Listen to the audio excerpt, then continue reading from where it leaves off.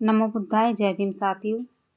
जैसा कि आप जानते हैं कि ब्राह्मण आपको भगवान के नाम पर मूर्ख बनाकर अंधविश्वास में निष्ठा रखने के लिए तैयार करता है और स्वयं आरामदायक जीवन जी रहा है तथा तुम्हें अछूत कहकर निंदा भी कर रहा है।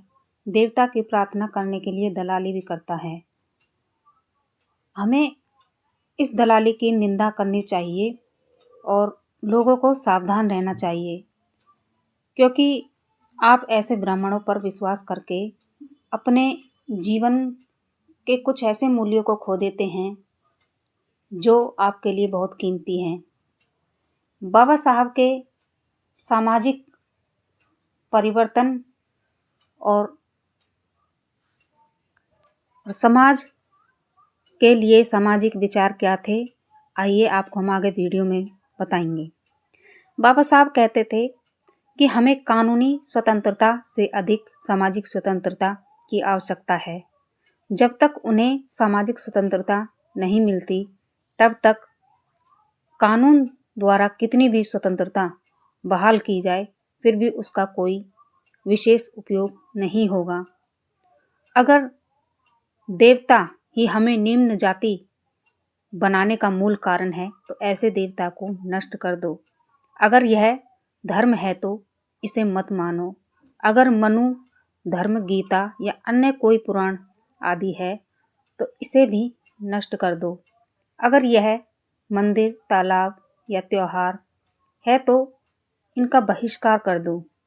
अंत में हमारी राजनीति ऐसी करती है तो इसका खुले रूप से पर्दाफाश करो। तुम्हारे ये दीन दुखी चेहरे देखकर तथा करुणाजनक शब्द सुनकर मेरा दिल टूटने लगता है। कितनी देर से तुम लोग अत्याचारों की चक्की में पिसे जा रहे हो, फिर भी तुम्हारी यही भावना है कि तुम्हारी यह दुर्दशा ईश्वर की देन है। तुम अपने माँ के गर्भ में हो, क्यों नहीं मर जाते? तुम अपने दयनीय, घृणित और तिरस्कारपूर्ण जीवन से पृथ्वी पर बोझ क्यों बढ़ाते हो? अब भी मर जाओ, तुम संसार पर बड़ा ही उपकार करोगे। यदि तुम नया जीवन नहीं ढाल सकते और अपनी स्थिति नहीं सुधार सकते तो इससे मरना ही बेहतर है। अन्य इंसानों की तरह तुम भी इंसान हो।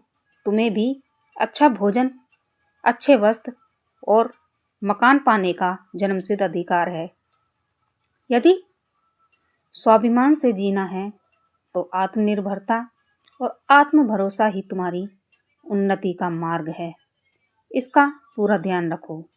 जिनका उद्देश्य छुआछूत समाप्त करना है और अछूतों का सामाजिक दर्जा बढ़ाकर उनको हिंदू समाज में समाहित करना था, ऐसे कई महात्मा इस देश में आए और गए, परंतु अछूत समाज अभी भी जहाँ था वहीं पर है।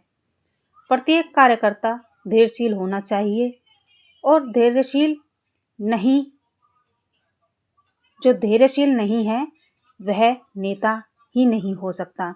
जो मनुष्य मरने को तैयार होता है वह कभी नहीं डरता, और जो मरने से डरता है वह पहले ही मरा हुआ होता है। आवश्यक धनबल हमें स्वयं ही जुटाना चाहिए।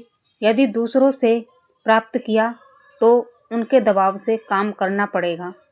आप लोग कितना आगे जा रहे हो इसकी अपेक्षा कौन सी दिशा में जा रहे हो ये महत्वपूर्ण है।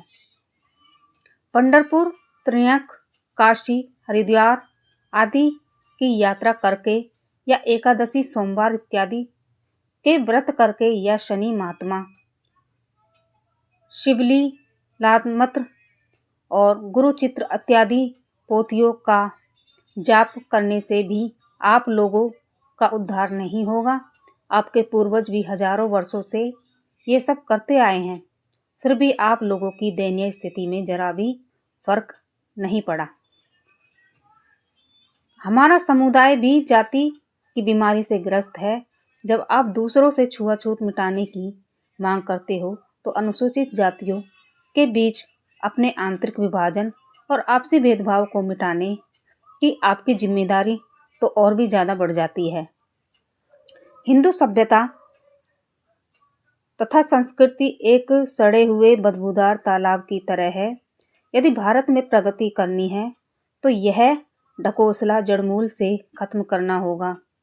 ब्राह्मणों द्वारा फैलाए गए हीन विचारों को तिलांजलि दिए बिना ही भारत का कोई भविष्य नहीं है।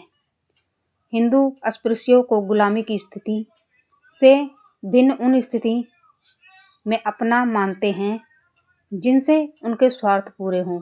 अस्पृश्य सामाजिक व्यवस्था के किसी लाभ के होने का दावा नहीं कर सकते। उन्हें सामाजिक व्यवस्था की सभी मुसीबतों को स्वयं ढूंढने के लिए स्वतंत्र छोड़ दिया जाता है।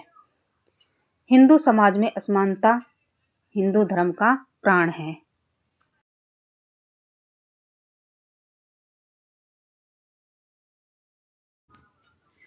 माता रमाबाई की जयंती पर महिलाएं बुध विहार में एकत्रित होकर माता रमाई के जीवन संघर्ष, उनके त्याग और बलिदान को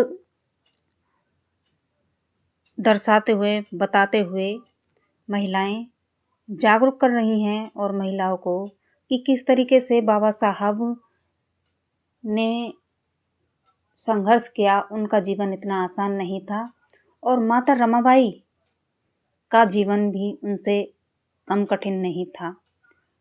जितने त्याग बलिदान माता रमाबाई ने दिए हैं शायद किसी ने भी ना दिए हों। तो उनकी जयंती पर सभी महिलाएं इकट्ठी हुईं और उनके सम्मान में पुष्प अर्पित किए और भंते जी के द्वारा माता रमाबाई और बाबा साहब अम्बेडकर जी के जो जीवन संघर्ष की कठिनाइयाँ थी उनको उन्होंने दर्शाया, बताया।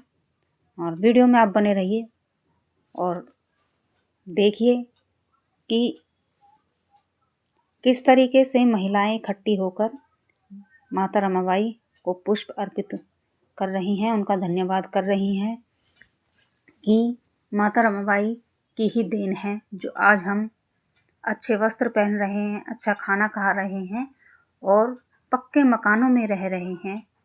ये सब इनके त्याग और बलिदान की ही देन है।